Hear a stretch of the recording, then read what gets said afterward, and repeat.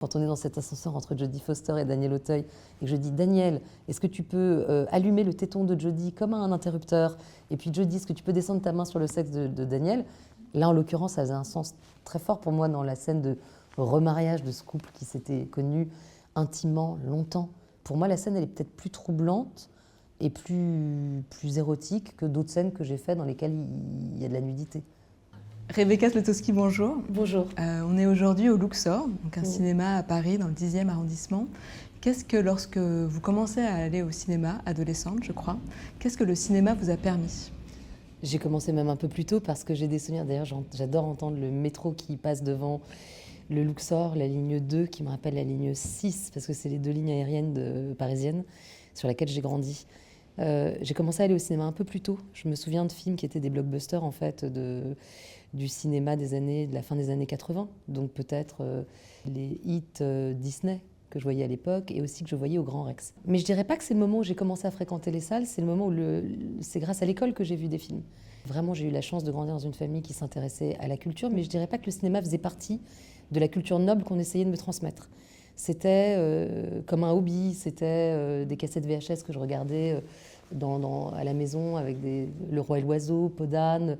Mais c'est vraiment grâce à l'école, cette option ciné qui était quasiment au tout début, je pense. Quand j'étais au lycée Buffon, j'ai eu la chance de découvrir des cinéastes auxquels j'aurais jamais eu accès. Je pense la première année en seconde, c'était Fritz Lang, c'était Satyajit Ray. Et je me souviens du nom de ma professeure, Annie Rosenman, qui vraiment nous donnait le goût du cinéma.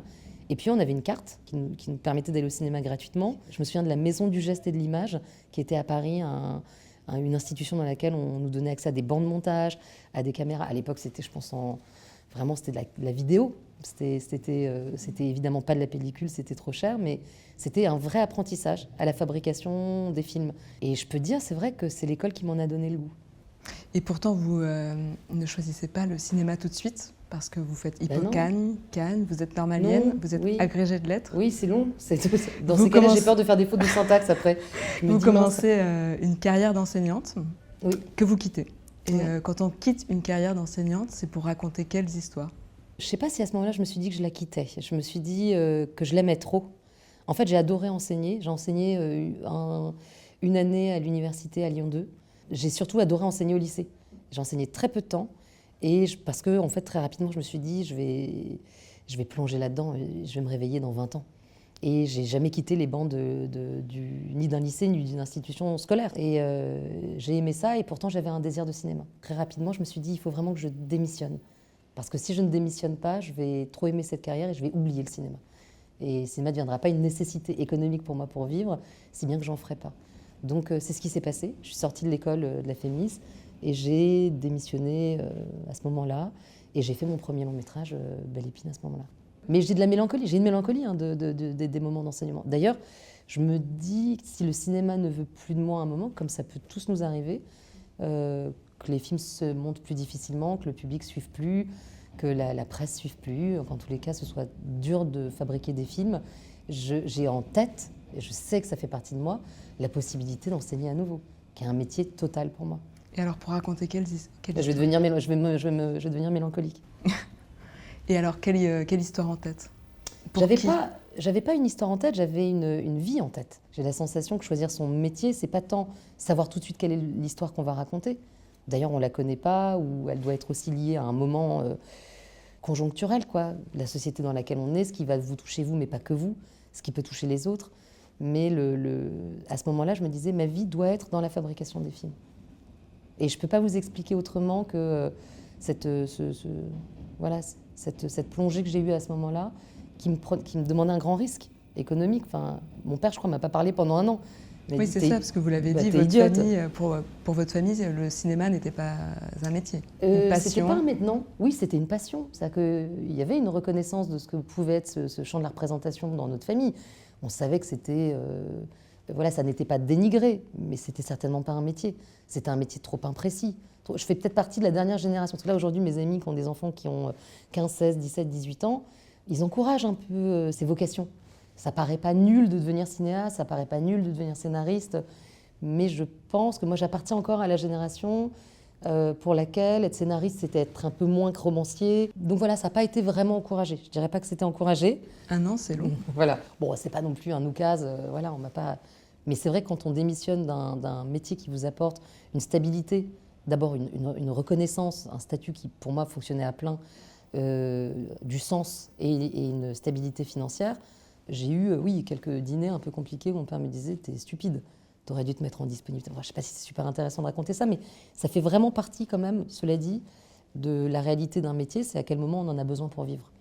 Et donc vous sortez de la Fémis avec un projet de film, Belle Épine, qu'un producteur, qui est toujours votre producteur actuel, accepte de produire. Frédéric Jouve. Mais vous avez aussi travaillé pour Plus belle la vie, pour la chanteuse Alizée, pour Hermès. Ouais, oh, très peu. Ah, très peu. J'ai fait j'ai mis en scène une soirée, enfin c'était comme une scénographie, où quelqu'un lisait l'avenir dans les carrés Hermès, ou lisait de l'astrologie, très bonne idée. Et qu'est-ce que ces expériences assez diverses vous ont apprises ? Vous voulez dire tous les pas de côté qui sont pas uniquement dans la culture noble, mais dans de la sous-culture ou dans la culture marchande. On a à apprendre de tout. On a tous lu les mythologies de Barthes, quoi. Donc, enfin tous, c'est vraiment un livre, en tous les cas moi qui m'a marqué. C'est-à-dire comment on fait feu, comment on fait feu de toute matière sociologique, poétique, publicitaire, télévisuelle. Et tout ça nous entoure, tout ça nous construit.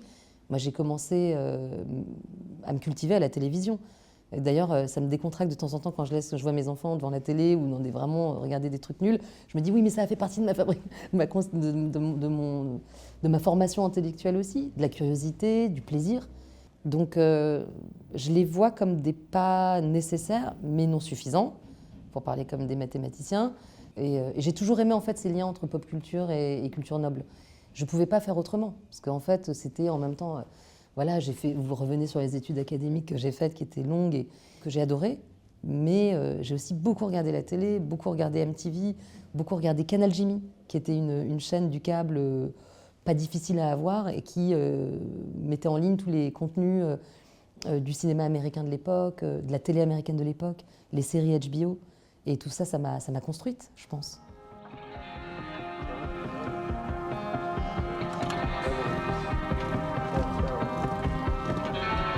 Ouais, Yannick. Ça va, bon, et toi?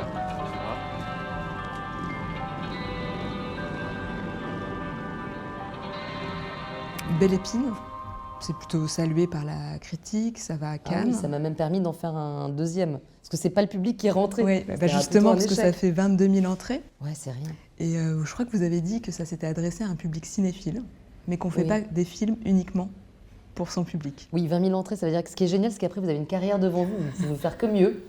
Mais c'est des conversations que j'ai aussi avec Justine Triet ou avec des consoeurs, des confrères cinéastes. On a une chance exceptionnelle en France, c'est de pouvoir faire une carrière de cinéaste alors que votre premier film fait 20 000 entrées. Mais on ne le fait pas seul. C'est pas 20 000 entrées, malgré tout, on peut faire un film. C'est 20 000 entrées, mais regardé par la semaine de la critique à Cannes.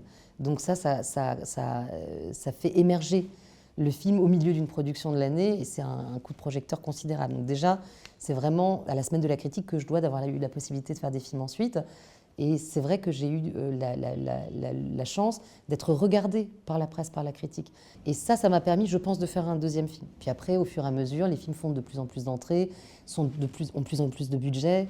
Et puis, vous avez vos mêmes interlocuteurs. Et vous revenez sur Frédéric Jouve, qui est mon producteur. J'ai eu cette chance-là que je me suis choisie aussi, puisque je suis allée voir personne d'autre. On a fondé en même temps sa boîte de production. C'est-à-dire que lui, c'était son premier long, moi, c'était mon premier long.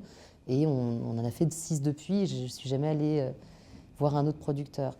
Il y avait une dimension économique à ce partenariat. C'est que quand on sort de la Fémis sans scénario, vous avez un scénar qui est développé, quasiment.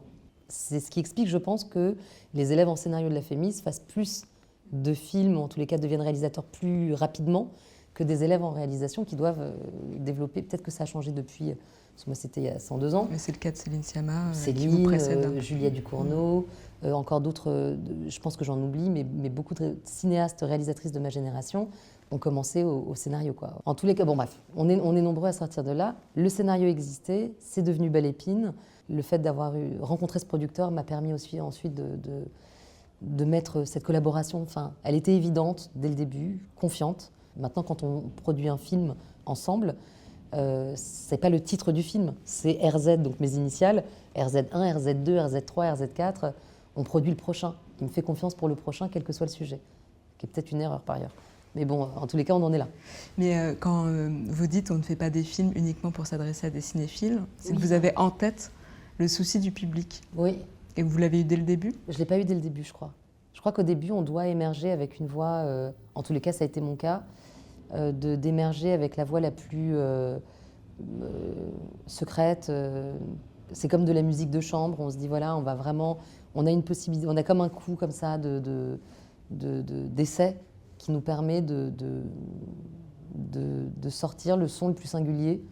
C'est pour ça que j'adore les premiers longs métrages aussi. Parfois, je retrouve la sensation d'un premier long métrage chez d'autres metteurs en scène, dont ça n'est pas le premier, mais il y a cette qualité particulière qui est l'inconscience, quoi. Et y compris l'inconscience du spectateur. Certains se font des coups de maître, et non seulement on se crie singulier, mais aussi rencontre le public. Moi, ça n'a pas été mon cas. Mais très rapidement, il m'a paru évident qu'il faudrait suivre une pente qui serait une pente de plaisir aussi. Alors ça prend un certain temps, parce qu'il faut se faire confiance, il faut savoir fabriquer ces récits-là.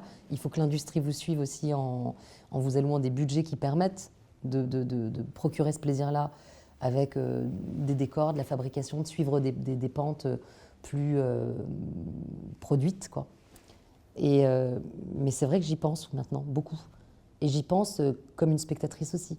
Et je pense aussi au fait qu'on va voir mon film une fois, mais en espérant secrètement qu'on le revoie une deuxième fois. Donc c'est beau un film qui vous impacte, ou un film qui vous décide, ou un film qui vous plaque au sol, tout ça. Mais c'est encore plus précieux pour moi, un film que j'ai envie de revoir tous les ans. Je me dirige vers ces films-là. Je ne sais pas si j'y arriverai, mais c'est vraiment la pente que je suis. Eh ben, je vous propose un bond dans le temps. Avec plaisir. Allons-y. Il a tué la tante. Et puis sa femme. Je croyais que t'aimais pas les huîtres. C'est vrai, j'aime pas du tout ça. Tu sais, j'ai trouvé des choses compromettantes chez lui, dont il se débarrassait. Tu fais ses poubelles? C'est mon boulot. Oh, moi, tu trembles. Je suis persuadée qu'il m'a vu. Mais non.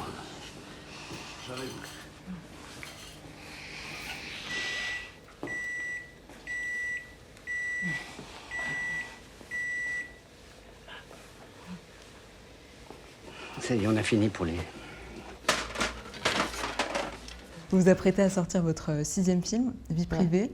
En le voyant et en y repensant, j'ai eu l'impression que ce film était un peu un film gigogne qui contenait tous les autres. Ah bon? Est-ce que vous êtes... Qu'est-ce que je vous sais en pas. pensez? Il contient absolument toutes vos obsessions et en même Ah temps, il bon? propose autre chose.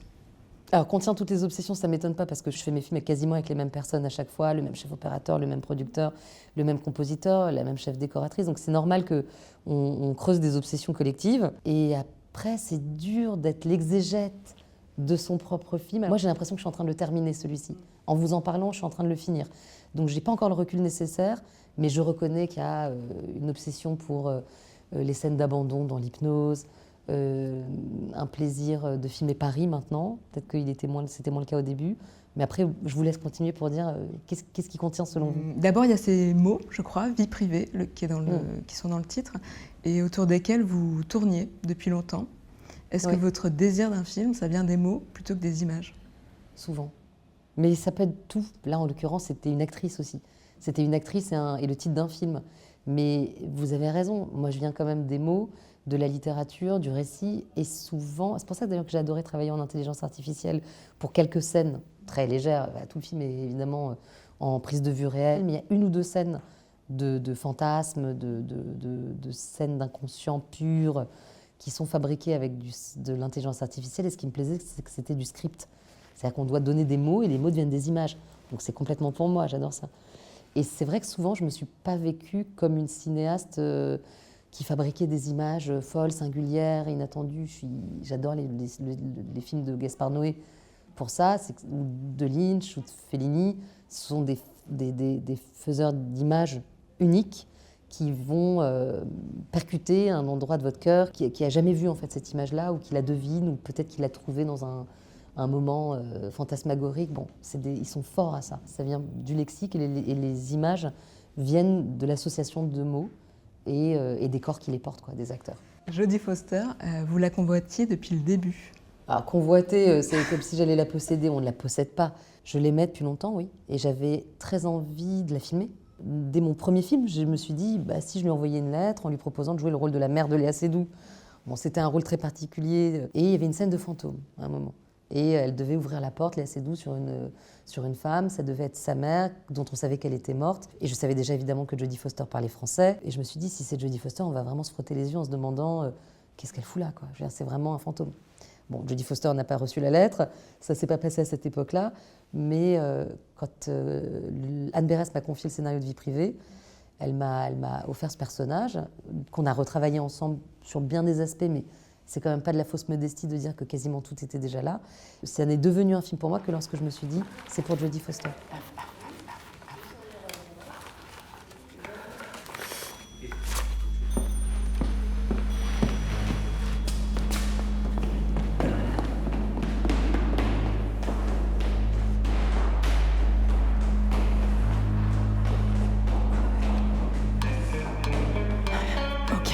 Friedman, nom de jeune fille, Kinder, Perle Kindertot. La mort de Perle, putain. Et lorsque vous vous rencontrez, je crois que vous passez un long moment à parler du scénario. Elle a énormément de questions et vous avez absolument toutes les réponses. C'est vrai que c'était long, mais après, ça ne me paraît pas non plus un marathon, quoi. Moi, j'ai l'habitude de passer du temps. Enfin, les acteurs, les actrices, ils sont en demande, ils sont gourmands de parler et du personnage et du scénario. En plus, là, comme c'était à l'étranger, fallait rentabiliser ce moment. Et puis surtout, j'étais tellement, je pense, intimidée que je suis arrivée, j'ai ouvert le scénario et je me suis dit, bon, on va parler tout de suite de ça. Elle a plongé dedans. Bon, la première vraie rencontre, c'était quand même par Zoom, pour être honnête. Mais c'est important. Parce que c'est beau de se rencontrer par écran interposé au-dessus d'un fuseau horaire. Et évidemment, j'étais devenue complètement folle. J'avais prévenu tout le monde dans mon immeuble. Il fallait qu'on arrête limite qu'on arrête la chaudière. Enfin bref, j'étais devenue zinzin. J'ai senti dans ce premier contact par écran interposé qu'elle avait aimé le scénario et qu'elle allait faire le film. Si je la dissuadais pas. Et que là, c'était juste un peu discriminant, genre, il ne faut pas qu'elle me saoule. Si ça se passe bien avec cette réalisatrice, allez, on y va. C'est extrêmement agréable de vivre ces moments-là quand on est cinéaste, et c'est rare. Donc là, elle dit, c'est moi qui avais les réponses, mais bon, c'était un juste retour des choses, puisqu'elle me l'avait expliqué, le film. Mais en France, on a ce système d'auteur-réalisateur, on a cette tradition, cette culture d'auteur-réalisateur, qui n'est pas si commune aux États-Unis, et si bien que poser la question à un réalisateur sur son scénario, et qu'il en ait toutes les réponses, c'est pas fréquent pour, je pense, une actrice américaine. Donc elle était contente, elle se disait génial, elle passe pas de coup de fil au scénariste, elle répond à cet endroit-là, puis elle connaît son film, elle saura où m'emmener. Vous avez souvent parlé de libido, oui. Comme moteur à la création, mais aussi du pouvoir qu'a le réalisateur ou la réalisatrice de déshabiller ses acteurs et ses actrices. Bah oui. Et vous l'avez beaucoup fait dans vos précédents films. Oui, pas non plus, je suis pas sûre, un peu. Mais toujours dans le respect, dans le consentement, avec des scènes je m'empêche pas de le justifiées. faire, ouais. J'aime bien le faire, oui. Et là, vous ne le faites pas. Est-ce que vous n'avez pas osé déshabiller Jodie Foster? Ah, bon, j'ai quand même, il y a une scène dans un ascenseur, je trouve assez érotique en fait. D'abord, je trouve qu'il ne faut pas confondre libido et sexualité. La libido et le sexe, c'est pas pareil. On peut avoir une circulation de désir et pas forcément avoir envie de coucher avec ses acteurs et ses actrices. À bon entendeur, salut, mais c'est surtout que je trouve que voilà, les gens ont confondu ça. Moi, je suis pleine de libido pour mes acteurs, mais j'ai jamais séduit et jamais, je vais vous donner un scoop, je n'ai jamais couché avec aucun de mes acteurs ni actrices. Encore, enfin peut-être qu'un jour j'aurai une grande histoire d'amour, mais je ne suis pas sûre que la situation puisse l'autoriser pour moi. Et il ne s'agit pas d'oukase, il ne s'agit pas d'interdit. C'est juste qu'à ce moment-là, on travaille une autre circulation de désir que celle-là. Donc je veux bien qu'on parle de nudité et de libido, même si ce n'est pas forcément corrélé. Mais là, dans les scènes que j'ai demandées à Jodie Foster, je trouve qu'on s'est mis à nu. Et je trouve que Daniel Auteuil et elle, cette scène dans l'ascenseur, mais je les adore. Et j'ai demandé des choses très précises, d'ailleurs, qui nous foutent au bord de la honte quand on les demande à des acteurs. Parce qu'ils voient bien quelle est votre zone érotique. Quand vous demandez à un acteur dans Belle Épine de bander le muscle sur une moto, parce qu'il y a quelque chose de la nervure, d'un sexe, d'homme. Et voilà, je sens à ce moment-là que toute l'équipe est un peu embarrassée parce qu'ils me voient refaire la prise 4 fois, respirer fort et que En même temps, bon, bah, ça dérange personne de le faire. C'est fait dans le parfait consentement de l'acteur qui autorise qu'on filme son avant-bras et qu'on fantasme ça. Et pareil, quand on est dans cet ascenseur entre Jodie Foster et Daniel Auteuil, et que je dis, Daniel, est-ce que tu peux allumer le téton de Jodie comme un interrupteur? Et puis Jodie, est-ce que tu peux descendre ta main sur le sexe de Daniel? C'est d'abord chorégraphié, on l'a répété. Ils savent un peu jusqu'où on va aller. Ils en ont envie ou pas. Ça fait sens ou pas. Là, en l'occurrence, ça faisait un sens très fort pour moi dans la scène de remariage de ce couple ils ont un enfant de 30 ans, ils se sont connus intimement, longtemps, et ils ont décidé de recoucher ensemble. C'est des adultes, ils y vont. Donc, pour moi, la scène, elle est peut-être plus troublante et plus érotique que d'autres scènes que j'ai faites dans lesquelles il y a de la nudité. J'essaie de répondre vraiment à votre question. Est-ce que j'ai pas osé dénuder Jodie Foster? Est-ce que j'ai pas osé lui demander? Je crois pas, parce qu'en plus... c'est juste que ça n'allait pas avec ce film-là. Il n'y avait pas de scène de nu. Mais je pense que j'aurais osé lui demander qu'elle l'aurait fait. Elle est hyper athlétique. Il y a une scène où elle est un peu en nuisette quand elle entre quand elle descend cet escalier de sa vie intérieure. Et il n'y avait pas de question, il n'y avait pas d'interdit là-dessus. Ce sont donc deux ex qui recouchent ensemble. Et ça ne provoque ni rancœur, ni dispute, ni anicroche.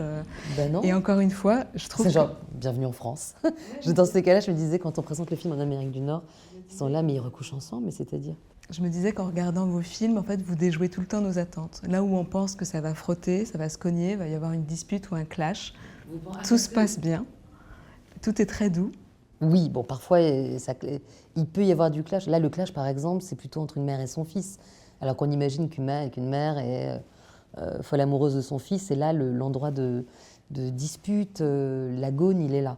Mais c'est vrai que ça me tient à cœur de filmer des situations que je peux vivre dans ma vie civile. Non pas que je recouche avec mes ex, enfin, c'est pas du tout un message que j'envoie. C'est plutôt de rester amis avec les hommes qu'on a aimés, les gens qu'on a aimés. Et pareil dans Les Enfants des autres, Chiara Mastroianni qui regarde Virginie Efira, elles partagent un homme, l'un a quitté l'autre pour l'une ou je sais plus. Et pourtant, elles vont pas se détester. C'est pas le sujet.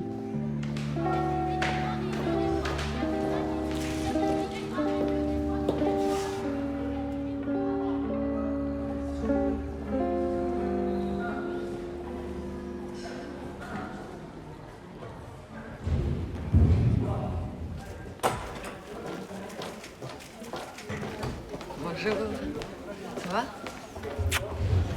Bonjour Alice, moi je suis Rachel. Bonjour Rachel. Et c'est vrai que c'est ce que je vis dans ma vie civile. Et je vois pas pourquoi au cinéma, il y a tout le temps ces moments... Enfin, ça peut exister, hein, sans doute, et puis même ça existe très souvent, mais il existe aussi autre chose. Et cette autre chose me tient à cœur d'être racontée. Réinventer nos familles, nos liens, nos séparations, nos remariages. Je trouve que c'est un beau projet de cinéma, oui.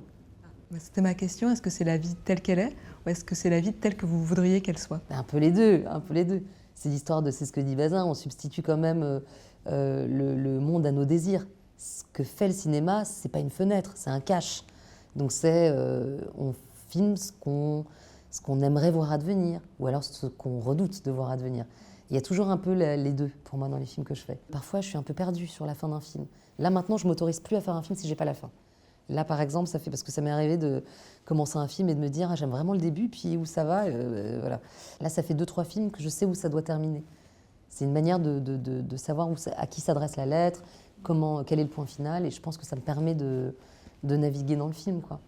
Le fait de déjouer nos attentes, de nous proposer d'autres représentations, je crois que vous avez utilisé une fois le fait que vous vouliez rincer l'œil du spectateur. C'est un beau projet de cinéma, oui. C'est un beau projet pour un cinéaste ou une cinéaste, de se dire et si les images qu'on proposait, et si les récits qu'on proposait rinçaient l'imaginaire qu'on a, le réactualiser, le renouveler, le rendait plus séduisant, le questionner.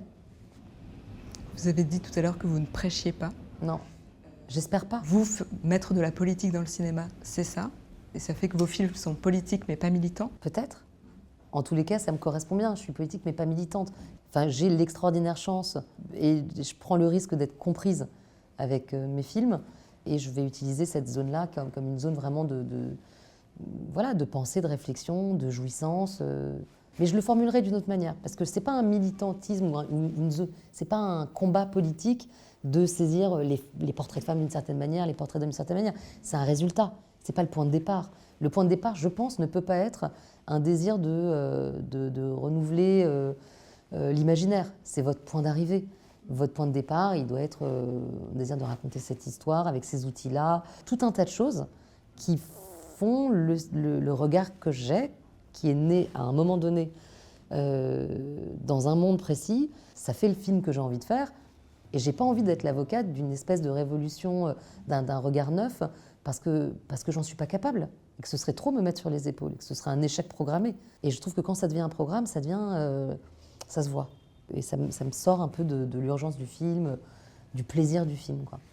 Dans Planétarium, il y avait une séance de spiritisme qui permettait aux vivants de dialoguer avec leurs morts. Ouais. Dans Vie privée, il y a une séance d'hypnose qui permet à Jodie Foster, son personnage, d'avoir en tête une scène qu'elle a vécue, qui est la disparition de sa mère, et d'entrevoir ses autres vies passées. Ouais. C'est quelque chose d'assez récurrent. J'aime bien. Tout est normal. Tout est normal. Est-ce que faire des films, c'est créer ce dialogue-là, rendre ce dialogue qui est impossible, possible? Listen to my sister's breathing. Focus on her breathing.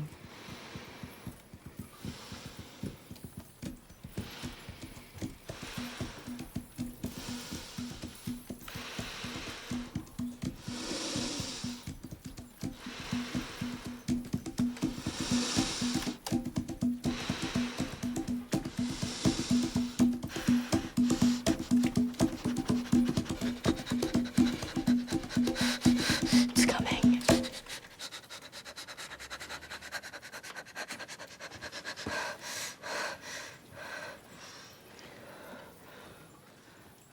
Je suis là.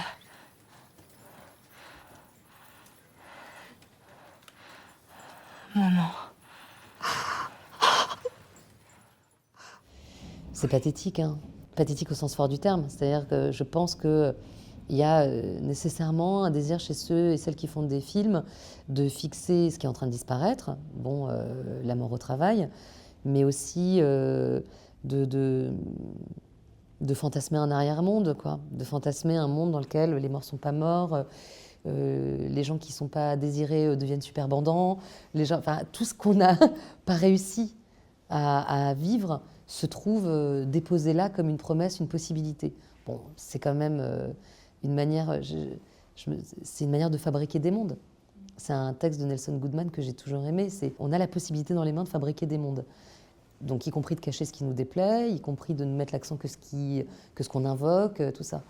Ensuite, dans le contact avec l'au-delà, bon, je suis une rationnelle, hyper rationnelle, mais parce que je suis une hyper rationnelle, j'intègre une part d'irrationnel.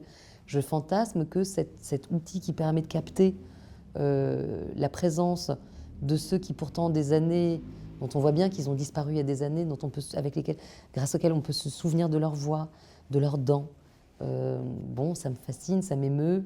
Mais je me disais dans ce rapport aussi un peu heurté que le personnage de Jodie Foster est avec la mort, le fait de ne pas se résoudre à ce que c'est, il y a aussi la volonté de créer des récits. Elle est la réalisatrice de ce film, quoi. Quelque part, Jodie Foster, donc Liliane Steiner dans le film, ne peut pas imaginer que sa patiente se soit suicidée, c'est trop violent pour elle. Puis aussi, ça réactive, je pense, un trauma que les Américains déjudéisés qui revivent en France là, à un moment, n'ont pas vécu le fardeau de l'extermination des Juifs d'Europe. Et là, elle pensait qu'elle était pépouse, que ça n'était pas quelque chose qui la concernait. Elle avait oublié qu'elle était juive. Et puis là, d'un coup, mince, quelque chose se passe dans cette vie antérieure. Et oui, elle fait fiction, quoi. Elle commence à s'inventer des histoires, quoi, à se faire des films, et comme on dit vulgairement. Et ça m'est très agréable, quoi. Parce qu'elle fictionne, mais très rapidement, on sait que cette hypothèse, il y a un petit côté Jessica Fletcher dans Arabesque, une de mes séries préférées. Hitchcock aussi, parfois, j'ai revu Le Grand Alibi. Bon, Le Grand Alibi, c'est quand même du travestissement, du plaisir. On joue à se faire peur, mais c'est pas complètement... On y croit sans y croire. Y croire sans y croire, ce mentir vrai du cinéma m'a toujours plu. Et vous mélangez les genres. C'est à la fois une comédie de remariage, c'est à la fois un film à suspense. Et j'ai l'impression que dans tous vos films, dans Grand Central, il y avait une part de western aussi un petit peu. Oui, un étranger arrive en ville. Ouais, vous vous autorisez tout? Vive la France, quoi. On a quand même le droit. Je dis ça parce que on a le droit de faire ces films-là ici. Et quand Jodie Foster présente le film aux États-Unis, la première chose, ça m'a surprise. La première chose qu'elle dit, c'est vous allez voir un film qui n'est pas étiquetable sous un genre. Et chose qu'on nous autorise pas à faire aux États-Unis parce qu'il faut les marketer, les films. Et en fait, c'est vrai qu'on n'a pas choisi, quoi, avec ce film-là. Et quand je dis Vive la France, c'est que je me dis, oui, c'est possible de faire ces films-là. On nous autorise à les financer sans qu'on ait besoin nécessairement de savoir exactement quelle étiquette on va mettre au début. Et je trouve que si on a la possibilité de ne pas trancher, ne tranchons pas. C'est quasiment notre responsabilité de cinéaste de proposer ces récits-là, qui s'affranchissent en gros du genre, mais tout en ayant le plaisir du genre. Vous parlez de la langue et Jodie Foster parle de langue. Et dans le film, elle parle aussi de langue. Elle parle le français pour les choses les plus courantes et l'anglais quand ça déborde, pour insulter ou pour... Ouais, mais ça, je l'ai rajouté. Hein. Ah, je l'ai rajouté parce que sinon, elle parlait trop bien français. Donc j'ai rajouté fuck, shit, j'ai rajouté des injures, des petits jurons. Parce que d'abord, je pense qu'on jure dans sa propre langue. Et aussi pour bien rappeler aux spectateurs que c'était pas... Bon, elle a un tout petit accent, puis les gens voient bien que c'est Jodie Foster, qu'elle n'est pas née à Courbevoie. Mais... je ne sais pas pourquoi Courbevoie me vient, ou Coulommiers, mais il y avait une nécessité quasi narrative à la faire parler anglais de temps en temps sur des petits mots. mais est-ce que c'est aussi dans la langue que se joue cette confrontation entre l'intellect et les émotions? En tous les cas, c'est ce qu'un psychanalyste vous dirait. Un psychanalyste vous dirait, c'est génial de faire ce métier parce que vous voyez bien que ce n'est pas ce que vous me racontez qui m'intéresse, mais comment vous me le racontez. Je ne pourrais pas répondre à votre question et il me faudrait peut-être soit plus de maturité, soit un verre de vin rouge de plus. Mais ce qui est certain, c'est que la langue, c'est mon trésor. Je suis la fille d'un interprète simultané et d'une prof d'espagnol. J'ai fait des études de lettres. Je vois bien que le point d'entrée pour moi au cinéma, c'est le scénario, le texte. J'aime par exemple les films dans lesquels les gens ne disent pas ce qu'ils pensent. Je pense qu'on ne dit pas toujours ce qu'on pense, y compris maintenant. Là, on se dit autre chose en se parlant. Vous le sentez? Non, pas du tout. La vie est hyper bizarre. Non, mais voilà, il y a une autre communication qui est en train de s'installer. Donc je pense que prendre un personnage de psychiatre pour demander à Jodie Foster de jouer son premier rôle, grand rôle en français, très bavard, ça a sans doute fait partie de ce qui l'intéressait. Et c'est aussi incarné dans ce personnage, ce dilemme dont vous avez souvent parlé entre l'intellect et les émotions. Oui, est-ce que pardon, ce personnage, toujours votre question. Est-ce que ce personnage, c'est vous? Il y a toujours, je ne vais pas dire Madame Bovary, c'est moi, mais je suis aussi Daniel Auteuil dedans, je me sens un peu Vincent Lacoste dedans, je trouve qu'on est bon quand on est un peu partout dans ces personnages. Mais je mentirais si je ne disais pas que je m'y reconnais pleinement. En tous les cas, pour faire le film, j'ai besoin de comprendre un personnage qu'on va suivre pour pouvoir le regarder loyalement et puis un peu l'aimer. On sent très fort chez Jodie Foster le jeu, comme on le dit, d'une serrure qu'on cherche à forcer entre son intelligence et sa sensualité, son émotion. Et moi aussi, c'est un truc que j'utilise vraiment le cinéma. Et elle aussi, elle utilise le cinéma pour ça, je pense. Elle a plus de chance que moi, parce qu'elle peut le jouer vraiment dans les scènes. Moi, je vais le mettre en scène, mais j'utilise le cinéma comme un adoucissant et un mode d'entrée dans l'émotion pure et les sens purs. Vous parliez tout à l'heure de psychanalyse, donc je me permets cette question. En 2022, lors de la promotion de Les Enfants des Autres, vous avez annoncé entamer une psychanalyse. J'aime bien. Vous avez annoncé, c'est atroce, mais quelle impudeur. J'ai dit ça. Je l'ai lu en tout cas. Et je me suis oui, non, mais je l'ai dit en rigolant. J'ai dit, je vais commencer une psychanalyse, mais... je ne sais pas. Est-ce que vous en avez commencé? C'est une vanne que je dis souvent du genre, mais je vais faire une psychanalyse ou ma thérapie va mieux avant. J'ai souvent dit ma thérapie va mieux alors que je faisais pas de thérapie, mais là c'est vrai que j'en fais une. D'accord, donc vous mentez souvent. Je mens bien sûr. Et là vous avez menti? Non, pas trop. Par paresse. Bon, est-ce que ce film est le fruit d'une psychanalyse? Je pense. Alors, qu'est-ce que c'est que le fruit? Mais en tous les cas, c'est certain que j'ai fait ce film parce que j'avais commencé une analyse et que c'était un terrain de jeu qui me passionnait. En tous les cas, il est le reflet. Et sans doute, je me souviendrai de ce film aussi comme ce moment, où, puisque je pense qu'elle est finie, ce moment où, oui, c'est de manière très étrange, mais ça c'est une toute autre histoire, mais je m'en souviendrai comme un moment, en tous les cas, où je me suis passionnée pour ça, où je me suis intéressée à ça, où je l'ai vécu en tous les cas. Moi. Oui, ça se ressent. Mais 3 ans, c'est un peu court pour une psychanalyse. Ça a duré 5 ans en fait. Ah, pardon. Mais ça c'est, écoutez, je vous tiendrai au courant pour ce que je peux dire, c'est peut-être, oui, je me suis intéressée à la psychanalyse parce que j'avais commencé une psychanalyse, que je me disais c'est étrange, alors que j'avais eu vraiment un long interdit quasiment autour de ça, qu'on le croit ou non. En tous les cas, je ne me l'autorisais pas. Et je pense que le film peut-être naît d'une agressivité secrète parce qu'on a tous un peu envie de faire pleurer sa psy. Sur le divan de la psy dans le film, vous faites défiler des personnages qu'on a déjà vus Ouais. dans vos Oui. films précédents, ce qui donne l'idée d'une grande famille élargie qui vous De accompagne patients, de psychotiques. et qui vous Bienvenue accompagne, dans ma vie, bienvenue qui dans vous- mes amis. qui vous accompagne de film en film. Oui, Vous c'est êtes vrai. extrêmement fidèle. Oui, c'est vrai. Et ils me sont fidèles. Enfin, ça va dans les deux sens. J'ai de la chance. Eh ben, j'ai une dernière question pour finir. Quels sont actuellement les mots qui vous hantent ou qui vous habitent et qui pourraient nourrir un prochain film? C'est tôt là pour le dire. Il y a déjà quelque chose que je suis en train de faire en même temps. Et c'est la coiffure, la manucure, le cosmétique. Et j'aime l'idée que le cosmétique n'est pas toujours en surface. Intéressant. Ouais. Ça fait pas du tout envie. Ça vous fait envie ou pas? Bah oui, Pourquoi pas? je suis J'aime bien. je suis curieuse. C'est vrai? Merci beaucoup, Rebecca. Merci à vous. Je l'ai dit comme Claire Chazal. Anne Sinclair, merci à tous.